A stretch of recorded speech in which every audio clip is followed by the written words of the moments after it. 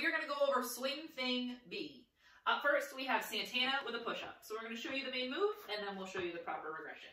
So Santana with a push-up, we're going to start in that tall, long body like we talked about in A-Day. And fingers spread wide is really important. It's going to help support your wrist and stabilization. And what we're going to do is go down for the push-up, right? Head, chest, hips, all at the same time. We're going to come back up. And what she's going to do is she's going to reach with that hand, keeping those eyes in the hand. And her feet are going to lay right down onto the floor. And she's actively looking up at this hand as she's reaching so that her shoulder blades are stacked on top of each other, not kind of loosey-goosey. And she's going to go back down for the push-up. And we'll switch to the opposite side. Again, actively reaching towards the ceiling and then coming back to that starting position. So now I'm going to have Perla put her feet towards the camera so that you can see kind of what she's doing with her feet.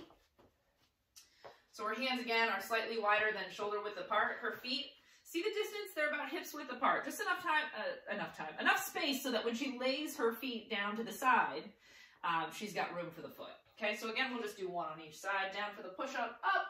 And she's going to reach, okay, hips are stacked on top of each other. She'll go back down, push, big exhale, and reach for the opposite side, okay?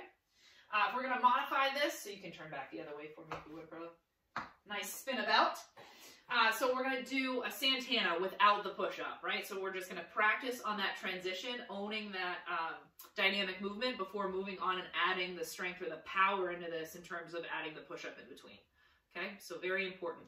And when you're doing this, you want to lead so that when she twists, you'll notice she's moving with her shoulder and her hips all as one unit, and then back. So twist, if you would, to the other side, Perla, and we'll show them, like, lead with your bum, lead with your hips and twist, right? So see how she, like, led with her butt and not her shoulder at the same time, kind of hips went first? That's going to make this easier, but however, that's not what we want. When we transition to the side, we want that to be one solid unit. Okay, so replay this video and look back at those two differences so that you can make sure that you own that Santana. Up next, we have bicycles. So she's going to transition to her back, hands by the ears so as not to pull on her head. And she's going to do opposite elbow to knee, okay, with a decent tempo. Right, left, 2, 3, right? And so she's trying to keep her back as flat as she can. Now, if this is too intense, you're feeling this more so in your hip flexors than anything else, or in your neck, and that's causing discomfort. Okay, first, we're going to transition. We're going to bring the legs up just a little bit and put the hands down. Okay, so she'll put the hands and head down onto the floor and relax, so that's going to take pressure off the neck. And then also changing the range of motion from lower to the floor, right? So you're going to engage your core more when your feet are lower. However, you're going to be more apt to bow your back, right? So the more you bring your feet up to the ceiling, the more able you're going to be to keep your back on the floor. Okay. Up next, we have squat cross jack, the infamous squat cross jack. Pencil, yeah. So we're going to start with hands by the ear and feet nice and wide. We're going to start squat, cross,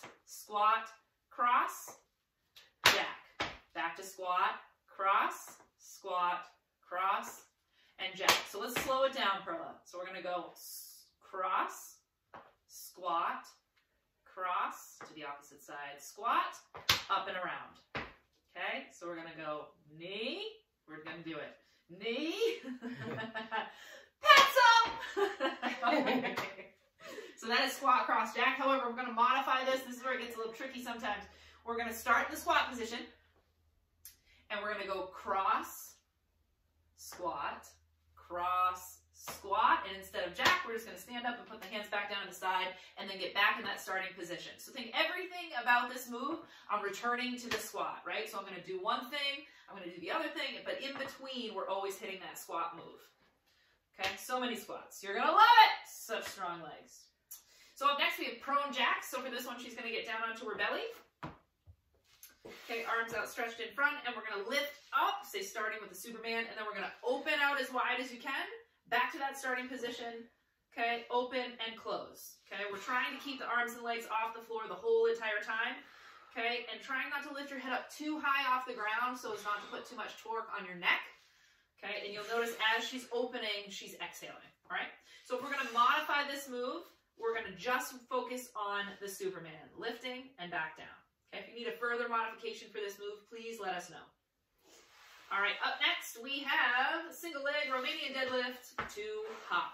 Okay, this is an excellent stabilization core workout, great for the posterior chain. This is a good one all over. Okay, so for this one, she's going to start with the knee up. She's going to bend over as she sinks down and back, and she's going to come up to the hop.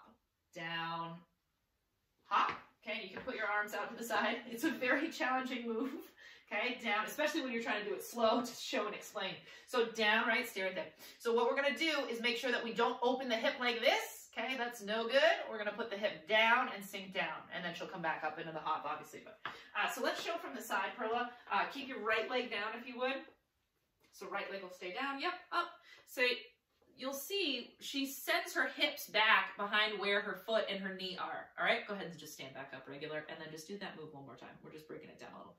Down, yep, and then back up. Okay, so she's sinking down into the knee slightly and then sending the butt back. Very important. Okay, so if we're gonna modify this, we're just gonna eliminate the hop and not do the hop part, right? So we'll just go down, yep, trying to keep that balance and come back up. Okay, and if you, again, like I said, this move is really challenging. It's working your balance a lot, right? We can see that. So if you need to hold on to something or if you need a certain modification, just be sure you run that by your coach and we're happy to help you. All right, so, and lastly, for B-Day, we have bent over reverse fly. So for this one, we'll show from the side. So it's kind of like, this is also a hip hinge, right? So you're gonna see her send her butt back. Knees are gonna be just a little on the soft side, right? So not locked, but soft. And she's gonna keep her elbows bent just a little, and we're gonna come out. She's gonna go straight ahead forward. We'll come back in and then go down, right? So we're not standing up in between on this move. However, if you need to, because it starts to tax your low back, it's okay to stand up for a second and then return back down and keep going, okay? Out, back, so she's actively squeezing her muscles in the back in between her shoulder blades. Out, back, remember the elbows are bent like this, okay? And then back down. Perfect, so that is bent over reverse fly.